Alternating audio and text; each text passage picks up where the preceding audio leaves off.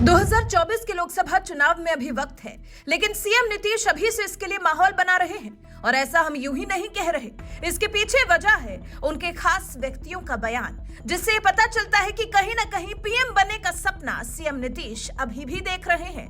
भले ही वो इस बात को खोलकर नहीं बोलते, लेकिन उनकी पार्टी की तरफ से अक्सर ऐसा बयान आता है।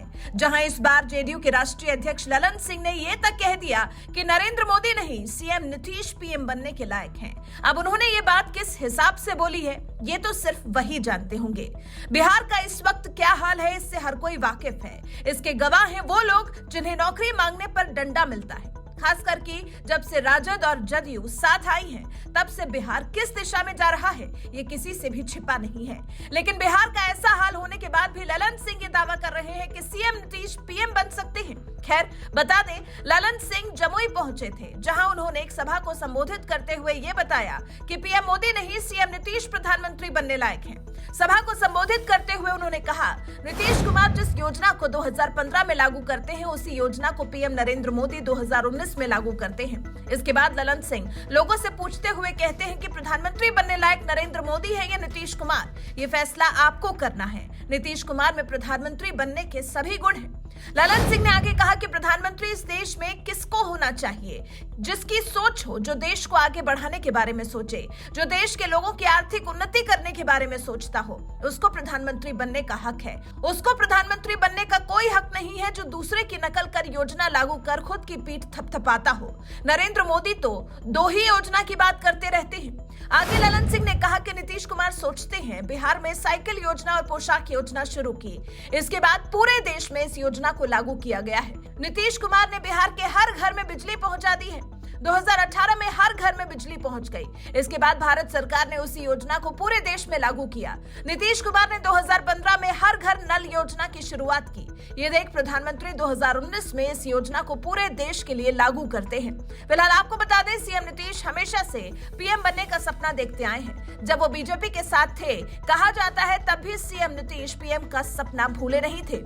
बातें तो यहाँ तक चलती है कि सीएम नीतीश ने बीजेपी से भी रिश्ता इसलिए तोड़ा क्योंकि वो पीएम बनना चाहते हैं, और अगर वो बीजेपी के साथ रहते तो ऐसा मुमकिन तो था नहीं।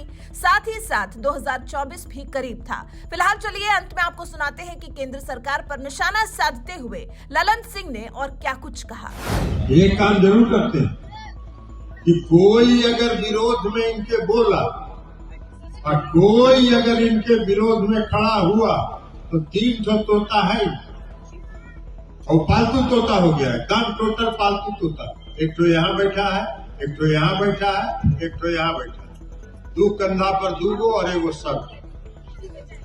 3 तोता है, एगो सीबीआई, एगो ईडी और एगो इनकम टैक्स।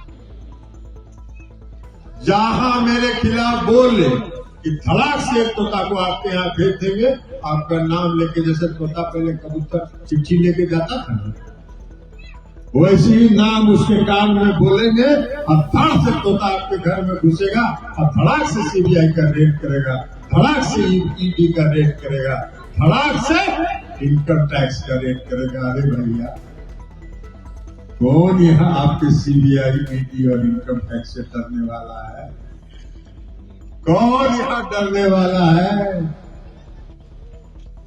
तेजस्वी जी जब तक अलग थे, हम लोग जब तक एनडीए में थे तब तक ठीक थे, और जैसे ही 9 अगस्त को तेजस्वी जी महागठबंधन में नीतीश कुमार जी और तेजस्वी जी एक हुए, धड़ाधड़ सीबीआई, ईडी, तो लालू जी का केस जो पुराना फाइनल हो गया था, जिस पर सीबीआई ने खुद कोर्ट में लिख के दिया कि इन पर कोई चार्ज नहीं बनता है, उसको भी खोल के फिर उसका जांच शुरू कर दिया। ये तो काम करते, कौन डरता है?